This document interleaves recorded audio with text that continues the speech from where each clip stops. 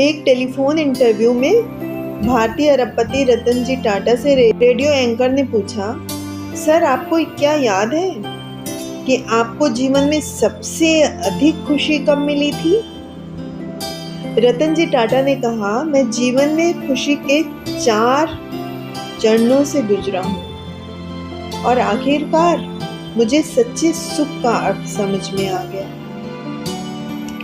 पहला जो स्टेप था, धन और साधन कलेक्ट करना था, लेकिन इस स्टेज पर मुझे वो सुख नहीं मिला जो मैं चाहता था।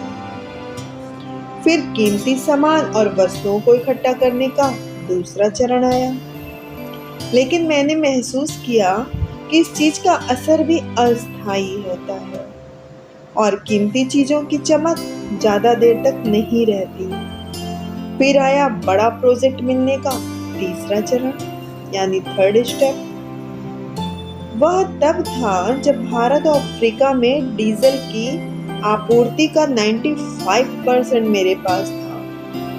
मैं भारत और एशिया में सबसे बड़ा इस्पात कारखाने का मालिक भी था, लेकिन यहाँ भी मुझे वो खुशी नहीं मिली जिसकी मैंने कल्पना की थी। चौथा चरण वह समय था जब मेरे एक मित्र ने मुझे कुछ विकलांग बच्चों के लिए व्हील चेयर खरीदने के लिए कहा।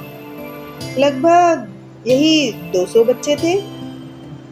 दोस्त के कहने पर मैंने तुरंत व्हील चेयर खरीद ली, लेकिन दोस्त ने जिद की कि मैं उसके साथ जाऊं और बच्चों को व्हील चेयर स्वयं भेंट करूं। मैं तैयार होकर उनके साथ चल दिया। वहां मैंने सारे पात्र बच्चों को अपने हाथों से व्हील चेयर दी। मैंने इन बच्चों के चेहरे पर खुशी की अजीब सी चमक देखी। मैंने उन सभी को व्हील चेयर पर बैठे, घूमते, मस्ती करते और खिलखिलाते देखा। यह ऐसा ही था जैसे किसी पिकनिक स्पॉट पर पहुंच गया हूं मैं, जहां वे बड़ा उपहार जीतकर शेयर कर रहे हैं। यह ऐसा था जैसे वे किसी पिकनिक स्पॉट पर पहुंच गए हों, जहां वे बड़ा गिफ्ट जीतकर आपस में शेयर कर रहे हों।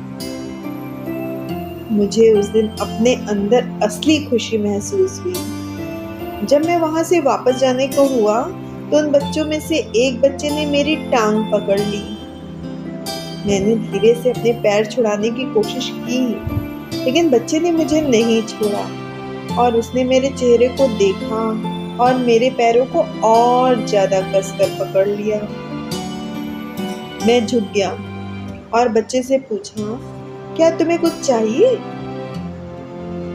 तब उस बच्चे ने जो मुझे आंसर दिया, उसने न केवल मुझे झकझोर दिया बल्कि जीवन के प्रति मेरे दृष्टिकोण को भी पूरी तरह से बदल दिया। जानते हैं उस बच्चे ने मुझसे क्या कहा?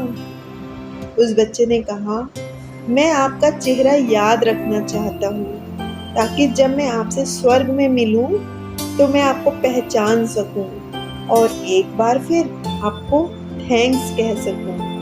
तो दोस्तों, इस शानदार कहानी के पीछे का मर्म यही है कि हम सभी को अपने अंतर्मन में झांकना चाहिए और यह मनन अवश्य करना चाहिए कि इस जीवन और संसार और सारी सांसारिक गतिविधियों को छोड़ने के बाद आपको किस लिए याद किया जाएगा।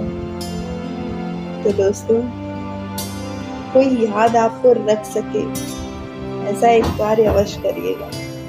भले वो पूरे संसार में 1 या 2 ही व्यक्ति हैं जिन्हें आप याद रह जाओ,